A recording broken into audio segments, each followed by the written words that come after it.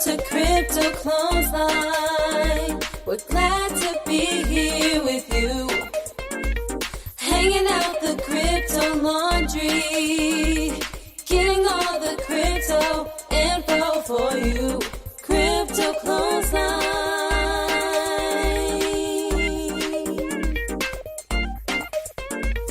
Crypto Clothesline. Amy Rose, good morning. Good morning, afternoon, Ing. You have been at home with a little sick wee hobbit. I have to laugh about it now. I just have to because there's like the interview with Navroop that we just had was by far, and I'm going to send her an email apologizing for like my absence in the interview. I just had to mute myself. So for anyone who's listening, it was like there was all sorts of things happening in the background. My son squirted his whole orange juice out of a squeezy top bottle, like just writing with it and I just was like, okay, I'm just going to, I'll deal with that later. I'll go to Woolies, I'll get a carpet cleaner. I just cannot deal with this right now. I'm in the middle of an interview. It was freaking, and then the rubbish bin man. You did so well. And no, I just need to go back there. I'm sorry. We're going to go back. You did so well. Like you totally didn't pick up on it. And I think once again, like our interview with Katrina Donaghy, we have demonstrated that as working mothers, we roll with it. And I know my very own beloved partner would have cancelled, breathing for the day if everything wasn't perfect. I think what that demonstrates is that as mothers, we just keep going and we do the best we can with the resources we've got. And yes, we could hear a little tickly cough in the background and you could hear the odd snuffle. But Amy Rose, you did an awesome interview with the situation that you had at hand, which was a coffee snotty 2-year-old watching Peppa Pig and squirting orange juice everywhere. Anyway, how are you? I'm pretty good. And I just wanted to finish that by saying that Navroop mentioned after the interview, she was so sweet and she just talked about like what an amazing job we were doing bringing this work to the ears of women all over the world. She wants to connect us with people in all different countries. She said, I know so many women that need this information and I really I just think the work you're doing is extraordinary. As she was just beautiful. So please know that she is a high admirer of the work we're doing. And I talked to her about Future Blackboard. She wanted to know about where to shop with crypto, and she's doing what she can to connect us in order to manifest greater connections. So perfect. She's amazing. She's a little bit of a hero, isn't she? Thank you so much, Navroop, for just everything. You're wonderful.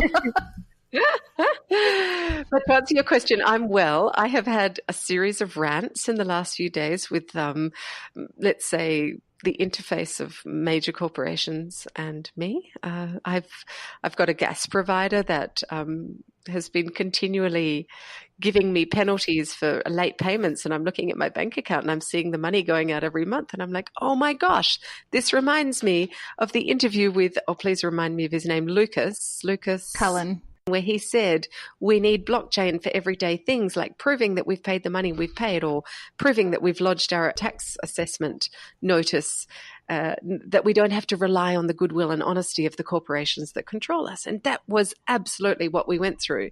And I actually came to understand through doing my own research that I had sent over $350 because what I do with my bills is I average them out over the course of a year. I add them up over the course of a year, divide it by 12 to get the average, and I send that off every month. So that most of the time I'm in credit, but in those heavy usage periods, then it gets evened out. And I'd rather do that than fall behind. That's my front door slamming. So and they kept charging me fees for monies that I'd already paid and that had been basically lodged in another account that they hadn't noticed. And so I turned around and just ranted and I said, look at the banking commission, the high commission that's going on. This is exactly the dishonesty that people like me are having to wear on a constant. This is completely unethical and you should be wiping all of those fees. And they're not. They've refused to remove the fees. So I'm moving accounts. I'm going to be leaving them and moving to another account. And of course, they don't give a flying about that. But she said to me, oh, if we get enough complaints about the same thing, then we take action. And I went, most people are so stressed out with their lives. All they can do at the end of the day is sit down and watch television and get even more brainwashing. So of course, people are not going to do what I'm doing, but they should. Hence, I'm telling you about it on the podcast. So, and the penalties are not available unless you go deeply, deeply into the system and open up the invoices, which are quite hard to find. Which is their intention. That's exactly. Yeah, intention is measured by action. Is a quote that I've recently heard. Like, people can say what they would like to do, but you have a look at the fine print of a human being and see what they actually do, and you will find the truth. All their intentions are there. Yes, everything's in the fine print, including the fact she said to me, well, you, madam, agreed to these penalties when you signed the contract. And I said, well, I wanted some gas. I signed the contract, but surely that should also be open to review, given that I have like $350 in credit with your organization and I owe $158. I actually have more than 100% in credit with you.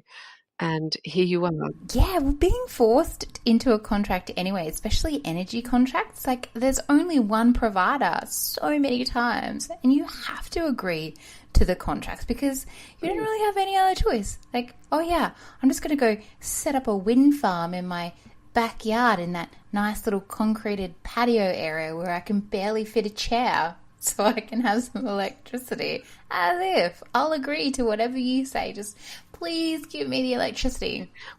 I mean, speaking with Sophia Mart, who was 20 years in banking and finance, and she's just got so many hairy stories of how the bank groups people off. And we're listening to the gruesome outcomes of the Banking High Commission pretty much on an evening basis. I mean, I don't listen to the news, but you still get drip fed through social media and different things what the banks have been doing, like charging people who've been dead 10 years insurance premiums, knowing that they're dead because they had to honour the will and everything, and still charging them insurance premiums, amongst a whole plethora of other highly disgraceful, unethical, dishonest and unfair practices. Well, it does add up to a lot of the things that Navroop was saying when it comes to the future of this technology and why we actually need it. We need the decentralization of a lot of our services, because the centralization is not serving us at all, and we're just agreeing and ticking it all off, living our lives too stressed out to argue with any of the central authorities, and we're just little sheep in the farm. Well, Sophie said that in her banking experience, there was one particular customer who was particularly anal about checking his spreadsheets. And every year on his bank account, he was able to identify over $3,000 worth of faults made by the bank. So he would come in with his spreadsheets, sit down, have a tea and bicky. The general manager would meet with him in private. They'd have a little pat on the back and a rubber dub, and he'd get his money back plus a little extra, quiet money. So just keep this to yourself, Mr. X, and we'll be mates and we'll see you again next year. And she said that if we all sat down and actually tallied the interest, which is calculated daily and changes daily, if we calculated the interest, most of us would be in credit with our banks. And would be able to buy like 6 Lambos and 18 mansions. Before we speak to Navroop, we want to welcome you to the Crypto Clothesline. Our show is about helping women join the blockchain wealth revolution for themselves and for their families. Our names are amy-rosegoodey and Abidi Catherine Pass, and we're speakers in blockchain and crypto, and we're on this mission. We're learning together with you. We're talking with leading experts in the space, exploring cutting-edge technology projects that are shaping the future for our children. This podcast is for intelligence and growth, and our values are for peace, harmony, and collaboration with the planet. And once again, we would welcome you to go to our Patreon page, which you can find on our website, which Amy Rose will quote because I can never remember the //bits. And you can pledge any amount that you would like in order to support us to continue presenting you with all of this thought-provoking and ranting information. Ranting. The link is www.cryptoclothesline.com/Patreon. Patreon. Let's have a listen. very much welcome to Crypto Clothesline. Thank you so much for having me. Thank you so much for being here. Now, Navroop, you're often to be found in the international crypto blockchain news. I see you all over social media. And so we had Noah Klein talk about you to us months ago when we first met Noah, and we've also spoken to Juliet Anarino. So can you tell us exactly what you do and your role in this space? Absolutely. So I have I would say, a pretty exciting crypto life. I am one of the few people who get the opportunity to simultaneously be in the academic world where the research is happening, but also at the same time, as an industry professional, actually building out these blockchain platforms. So I'm very much familiar with what the day-to-day challenges are, really where the tech is. And so beyond the hype and the promises that blockchain can transform the world, I get the opportunity to actually build out these platforms. I work as the head of economic strategy. So really my job, it's a stealth startup still. We'll be making a big announcement soon, so stay tuned for that. Yeah, it's very exciting. And really, in my role, what I do is we produce this knowledge, we build these token economies, which can transform entire industries, and really think through what does that mean for business? What are new business models that emerge out of this? How do we monetize them? Where is value? Can we tap in excess value? So really from the perspective of an economist, how does this knowledge transference happens? And then at the same time, I can go back to academia and say, well, these are the challenges we face as entrepreneurs on a daily basis. And there isn't much happening in terms of the knowledge and the intellect and the brain power we need. So I actually rely a lot on research along with my co-authors, colleagues at MIT, where I'm a fellow, at UCL, at the Center for Blockchain Technologies, and at the British Blockchain Association. And then you sort of drive this process as to where the research needs to happen such that it can be useful to the world. So it can be applied and it's not just like an echo chamber or a bunch of academic papers. So you're sort of that bridge between the theory and the practice. That's what I like to be. So, well, yeah. Navroop, you mentioned that it's a transformative technology, and crypto and blockchain are often described as more transformative than the internet. And if you had to explain why to a layman or someone, as a BT likes to say, someone at a bus stop, how would you tell someone with no background in the space why it is so transformative? Great question. That's a great question. Absolutely. So here's my quick take on the way the world evolved.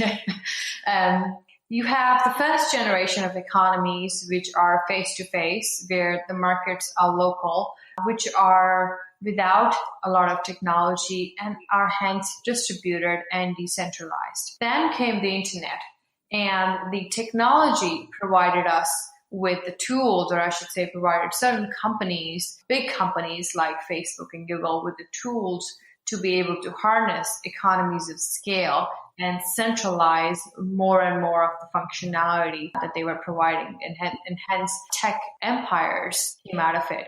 So you're talking a move from somewhat decentralized or largely decentralized world without information and communication technologies, and with the advent of the internet, to a far more centralized world.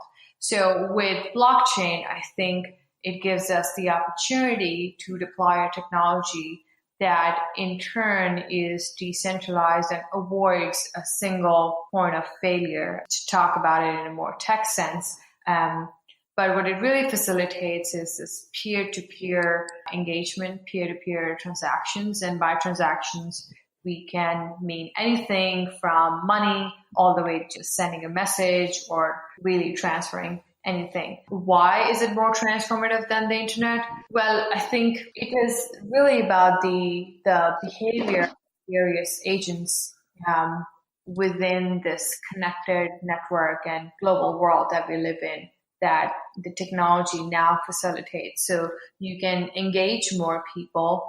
There is greater trust and transparency and opportunity for greater efficiencies, and that sort of remains to be built out.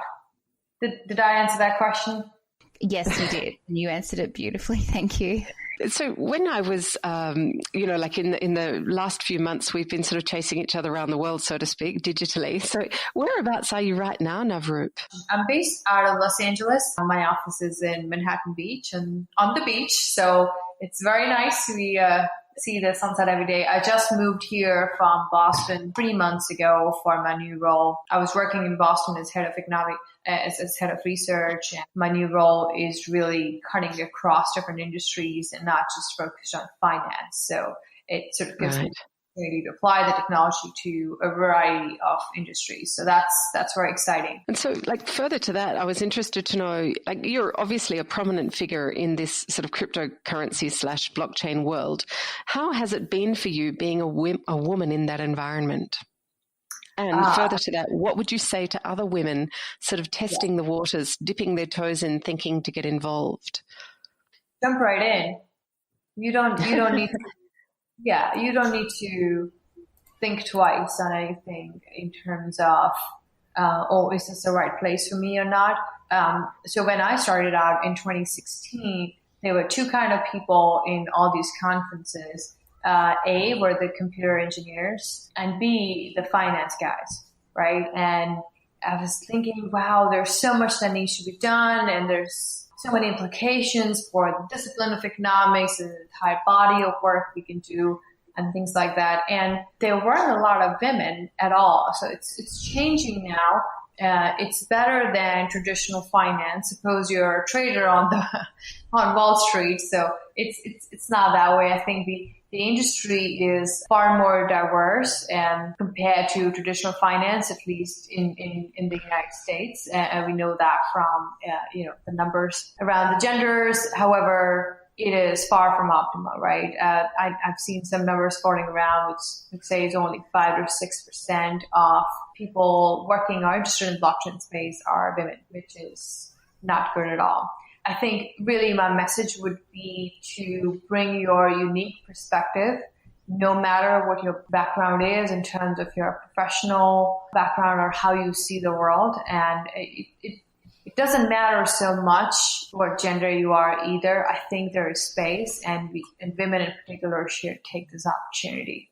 I think that's a really good point. Yeah, because we ourselves have varied backgrounds, Amy, Rose and I. And when we sort of found that the online presence was overwhelmingly male and quite a lot of it tech, but a lot of it, I'm sorry to say, fellas, but a lot of it quite arrogant. Yeah, we would just jump in there and let's talk amongst girlfriends here. Right. We kind of stay clear of that. I know there are a bunch of figures in the space. It's kind of infamous for that sort of thing. I'm going to charge $100,000 for a single tweet and promote your ICO. Well, the good news is we're past that 2017 ICO bubble, quote unquote. And now is really the time with the crypto markets plummeting, as you know. People who invested in 2017 lost around 85% of their investments by now. For the technology to really build out, I think whenever you're onto something new, the more diversity, the better.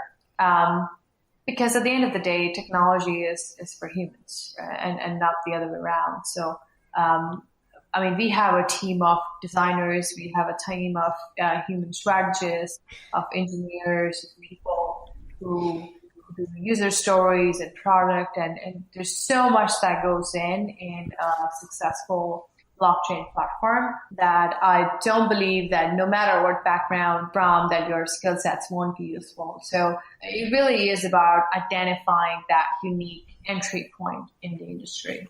Navroop, we're going into the Christmas season at the time of recording, and we're about to go and have dinner parties with people and naysayers, family members. I don't know about you, but because of the market, it's going to be tough sitting around that dinner table with all the judgments. What would you say if you were sitting at a table? I don't know, your family is probably amazingly supportive, but to all the people out there who are literally going to be sitting in a lion's den, what advice would you give them? If I told you that 25 years from now, you will be ordering your groceries on your phone and they'll be at your doorstep by the time you get home, would you believe that? the technology now is, like we chatted, is probably even more transformative in many ways. And we on a day-to-day basis are trying to crank exactly that. And so I think it's really about not so much the cryptocurrencies, the prices, the valuations. It's more about what is core innovation here. My background is in open source, and I worked on Creative Commons. And I think for the first time, we have a technology which really can serve as a coordinating mechanism more than anything to align incentives of various actors in this economic system, right? It can be any. The world is a bunch of overlapping networks. So I personally don't see the utility of having 2,000 different cryptocurrencies so much. I think the very point of calling them a currency is a fallacy, because they are not going to be replacing fiat anytime soon. And I'm actually working on the second of our Forbes article in this series, talking a little bit more about exactly this. However, I think it really is about the technology itself and what it enables. My reading of the space is that there is a general sense of lack of trust in big corporations because they've got too powerful. And there is a similar sort of political dynamic, at least in the United States and many other countries, India where I'm from, and we're seeing like waves of right-wing populism, things like that in Europe as well. So if we have a technology that can ensure that what you said is true, or you can verify events that happened in the past, because it's immutable, quote unquote, I think we should be using that to our best advantage. Is everyone going to be trading on a daily basis? I don't think so. I haven't. So I think it really sort of boils down to what we are talking about. I'm personally excited by the technology. So that's what I would say on that dinner table and what it can enable. Again, technology is not the end goal, but there is this sense of lack of trust that too much central power or too much centralization is hurting us. Too few are getting too rich and too powerful. We have studies that have showed this historic trend to be true. I think the most famous work at the moment is from Thomas Piketty, who's one of the French economists. He wrote a big book on, empirical evidence that inequality in the world is increasing. So, and I think of all of these things, and to me, it's not about the cryptocurrency use case. It's really about emerging tech. So whether or not you believe in it, the truth is life in the future through various different interfaces, the tech is going to be a very important part. Another thing that I've been talking a lot about over the past couple of years is the convergence of a variety of technologies. So it's not just about blockchain, which can serve as infrastructure, but also things like AI, AR, VR, which can really enhance learning, and also technologies like, really anything on the emerging tech space. So neural networks, deep learning, and all of that good stuff. I've heard a lot about blockchain and AI. Can you give us an example of what's being implemented right now or what's being created right now? Sure. So some of my friends from MIT, and one of the spin-offs of the MIT Media Lab is a project called Endor. So they are in predictive analytics, right? So they basically look at networks or what's existing, what's not, and they try to predict the future using techniques from AI, deep learning, neural networks, and things like that. And so they've started implementing blockchain tech, and it can serve as the validation mechanism for something like a predictive analytics companies to make sure that the data that's going in is tamper-proof, and whatever is spit out through the analysis is as well.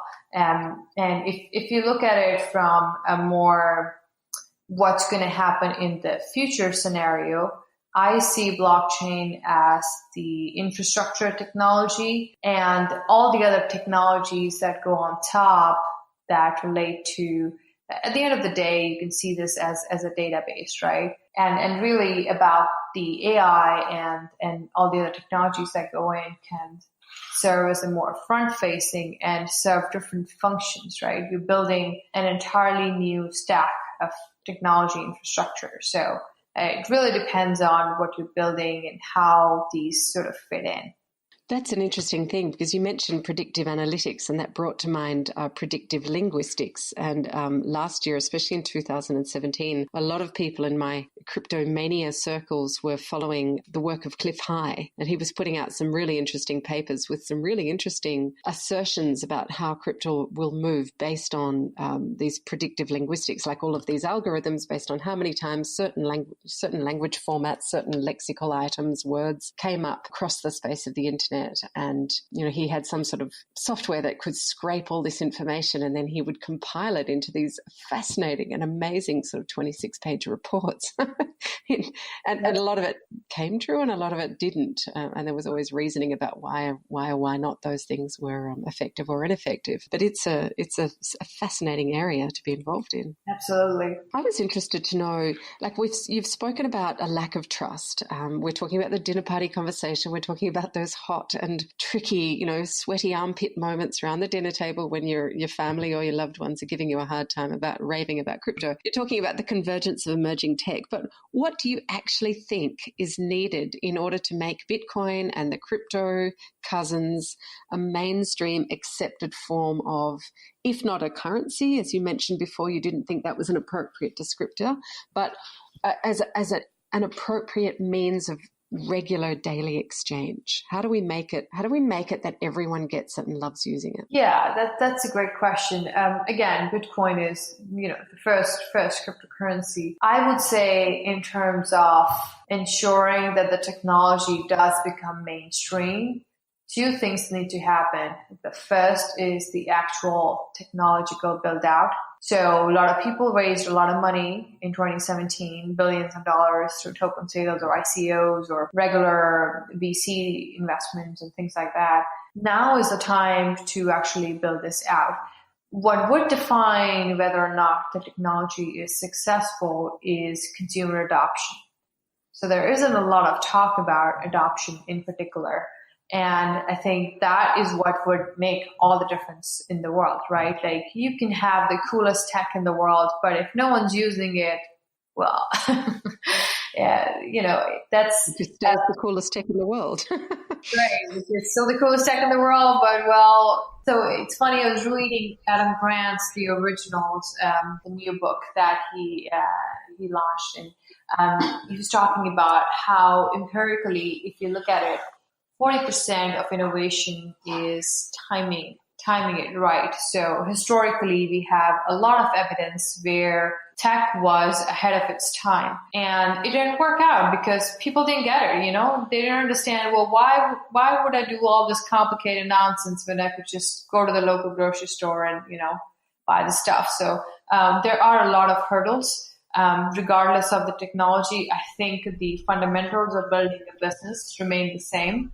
And there was a way of saying, well, okay, here's a new mechanism to raise capital, and that's really what blockchain has enabled, without a doubt. But beyond that, now I think it's really about, can you actually build the stuff out that you promised, and second, can you get people to use it? So does that mean like point of sales, like having, because one of the side businesses that I have helped to co-create is all about having, retailers and merchants and outlets having an easy point of sale system so they can accept payments in crypto. Do you see that as one of the means of it becoming commonplace, or do you think people need more education before we can even get to that level? Well, I think we live in a far more connected world than we did, let's say, in the 1990s. So the adoption curves are getting steeper and steeper in terms of how quickly a new technology gets adopted, right? So if you were to get a TV connection or an internet connection 10 years ago, there was a process to it. But now when you already have the internet, how long does it take to download an app, right? So it's similar for the tech that actually operates on the infrastructure back end. So blockchain or whatever dApps we use to connect with blockchain would essentially be applications that will be running on the internet. So then I think since the internet already exists, you are leapfrogging a lot of the adoption curve hurdles that would exist otherwise. And really, I think what it does is the companies have their test in terms of whether or not their product would be successful pretty early on. So it wouldn't take you 20 years to figure out whether this is going to be successful or not. You can put a beta version of your product or platform out there and you can get this feedback really quickly. So I'm really talking about people wanting to use it from a demand side and not necessarily salespeople going out and showcasing to folks that, hey, you want to use this, more like from a supply side. I think there is enough buzz around that if there are promising projects that people would want to use it, because now we are used to going to the internet and searching things for ourselves rather than a salesperson coming at home, right? So when I think of adoption, I'm really thinking in terms of a network and how quickly the information flows through that network. What does a network look like? In other words, what is the structure or the topology of that network? Is it connected? And hence, is it more connected or less connected? And hence the flow of information, how quickly, for example, rumors go. So you can trace Twitter as a single global map and every activity on it, and you can visualize these. So we now have the tools from network science and complexity science to run this sort of analysis pretty quickly. Interesting. I'm still I'm fascinated to know which comes first, the chicken or the egg, because, we need the demand, but if people don't know, if they don't trust crypto, then how do we, and a lot of people do their own research online, but there are also a lot of people who are just passively sitting back in their lounge chairs watching TV and believing every single piece of information that comes into their space. And I would challenge that a lot of people don't actually challenge the information they're given. So until the mainstream media and banking and corporations take this on and say, hey guys, you need this, it's when it'll become mainstream. I'm a little cynical about that. At this point on, I think there is, I know there is empirical validation of what you just said, that misinformation actually spreads far more quickly than non-misinformation, right? So I think one of the things that comes up frequently in conversations, at least with corporate partners, is people don't need to know they are using a technology backend which may be different from the previous one. So it doesn't matter to them whether it's centralized or if it's decentralized or blockchain. What they care about is ease of using the tech and what is it, the functionality that you're providing that makes all the difference, right? So if you're And I think that's the sort of aspect that we are attacking, is to, okay, does it reduce the cost of businesses? Of course, there are consumer-facing stuff, and then there's like the non-consumer-facing stuff, more like B2B stuff. But I think it's not so much about crypto and its few use cases or investing in it. I think it's more about, does the technology become the technology we use as the key infrastructure in the future? So that's like saying the non-sexy jobs of, the internet in the 1980s and the 1900s. It's not the Facebook or the Google. It's people sitting in laboratories and writing code and, big computers, chunky computers, which now we look at them and we go like, oh my God. What geniuses.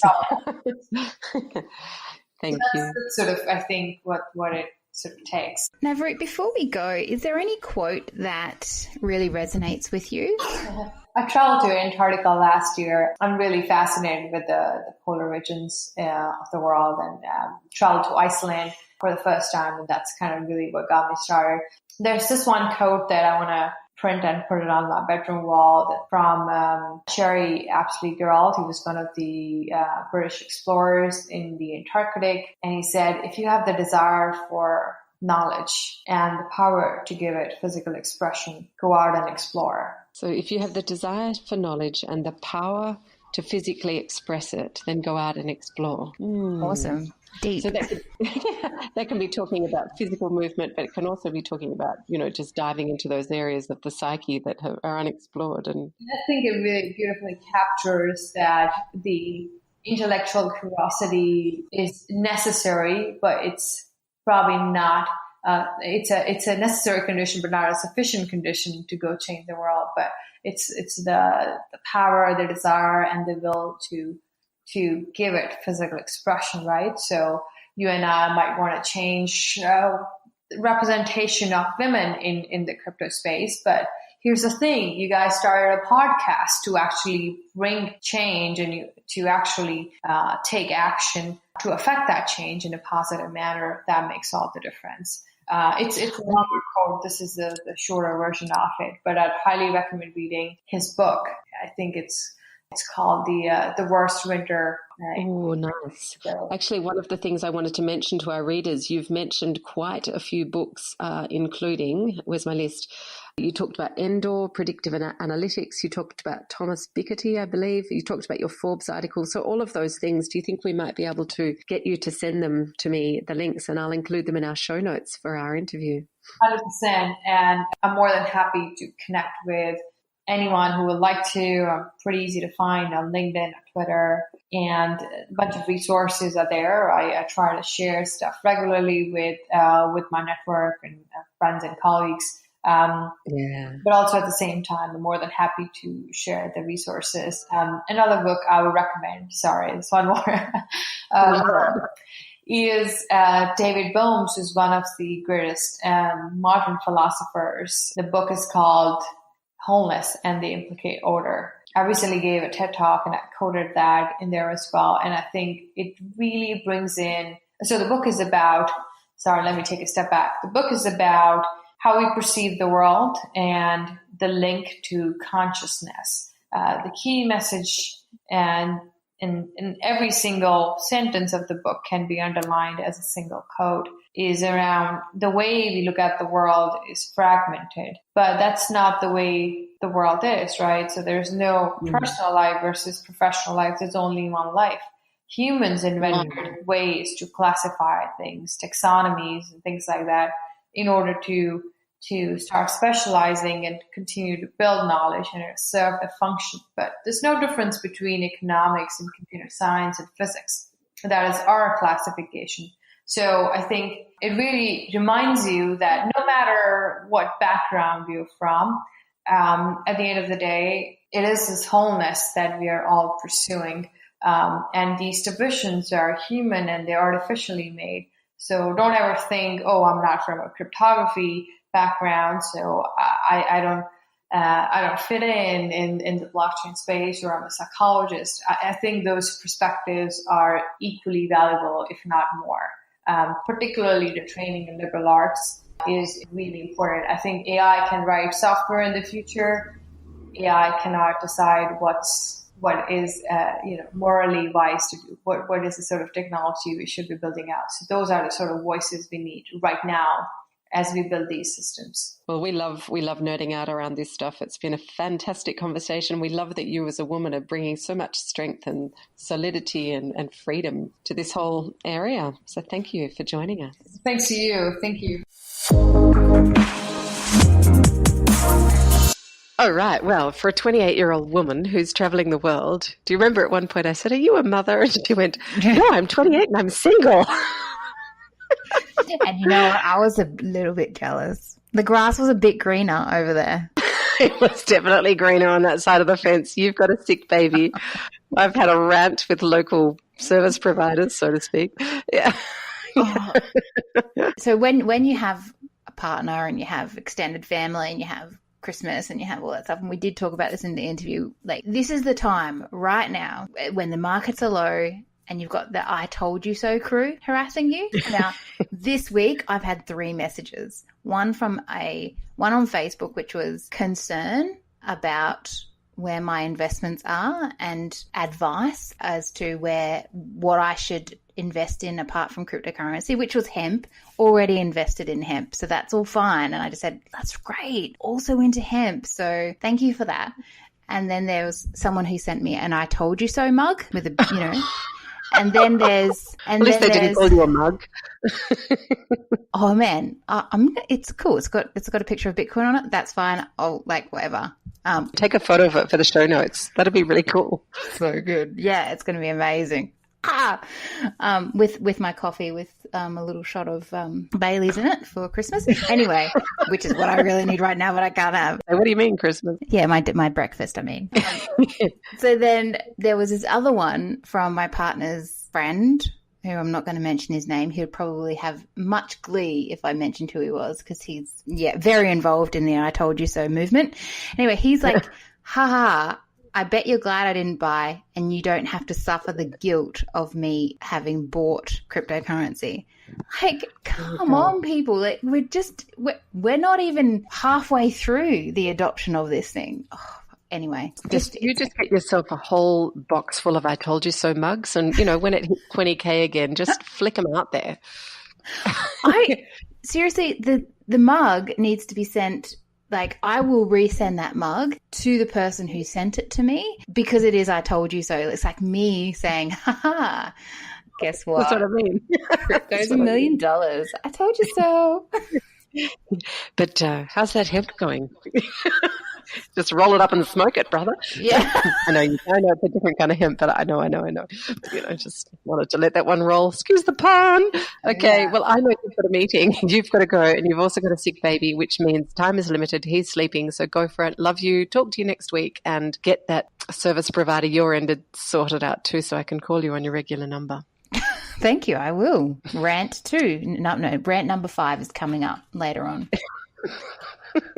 Bye, darling. Bye. Crypto Clothesline.